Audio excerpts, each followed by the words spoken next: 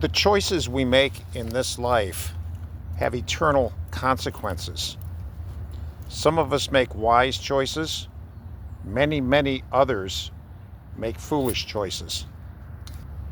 Proverbs chapter 27, verse 12 says, "The prudent man sees evil and hides himself.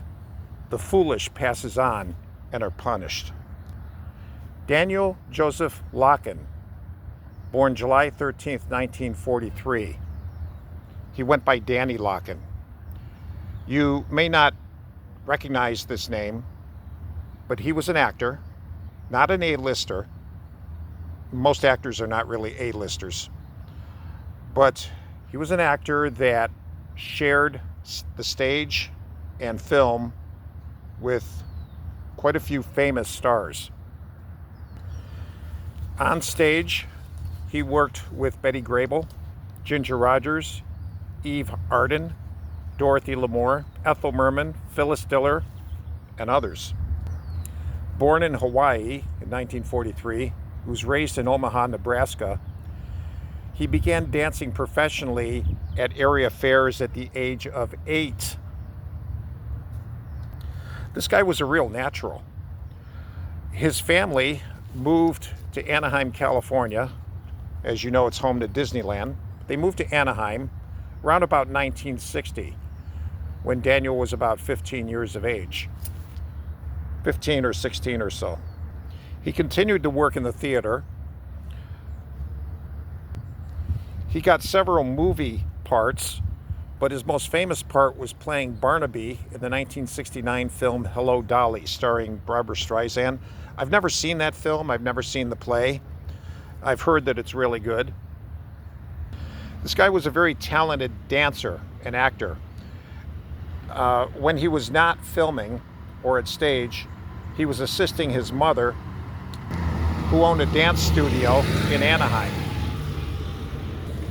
For 2 years, in 1967, he was briefly married to a lady named Kathy Haas. They had a child, Jeremy Daniel.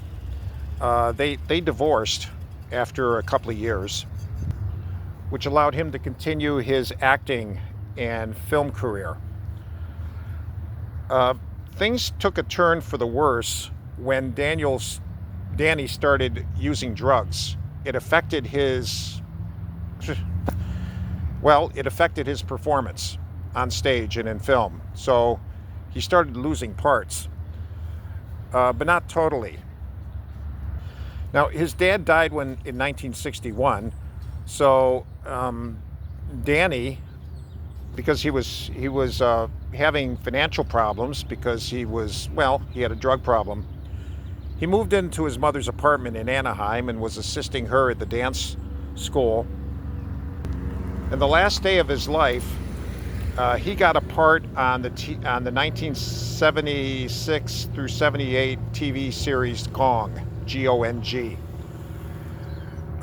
That very day, on August 21st, 1977, Danny was bisexual. He went into a gay bar in Garden Grove, California, and left with a 34-year-old unemployed medical clerk called Charles Leslie Hopkins. Charles Hopkins had a police record, but nobody could have predicted what would have happened next. Danny went to Charles's apartment, where he got stabbed over 100 times and bled to death. And he was mutilated after he died. Sad to say, Danny was like a little lamb just led to the slaughter. Police immediately arrested Charles Hopkins. They found a lot of incriminating evidence in his apartment, including a sadomasochistic pornography book. And the guy was also keeping a torture diary. Long story short, this guy served 2 years for the crime. The evidence that the police found in his apartment was not, the judge ruled it out based on technicalities. So he served 2 years of a prison term and he got out. I don't know what he's doing now or if he's even alive. I have no idea. I heard somewhere that Charles Hopkins died. But Danny Folks, look, this is a very sad story, but it's not really untypical of people who engage in risky lifestyles. According to the National Sexual Violence Resource Center, LGBTQ people are 4 times more likely to experience violence. Quite often it's by close friends or partners. We've heard stories of LGBTQ people getting attacked in public by strangers. Yeah, that happens, but quite often the violence they endure is from their own partners, their own close friends. Very, very common. Suicide, self-harming, drug and alcohol abuse is very, very common and high among people of the LGBTQ community. Folks, it's not a lifestyle that you should wisely choose. Let's think of this in terms of wise investments. An investor thinks in terms of how much dividend will I get back, as opposed to how much risk is involved. If something's a bad risk, then a wise investor is not going to put his resources into that risk. Or think of it this way. If you consider boarding an airplane of an airlines that you know is 4 times more likely to crash than your average plane, I think most of us would not choose to fly that airlines, no matter what the price is. It's not worth it. And yet people choose this lifestyle every day, and it's regrettable. Not saying that every LGBTQ person has such a violent end to their lives as poor Danny did.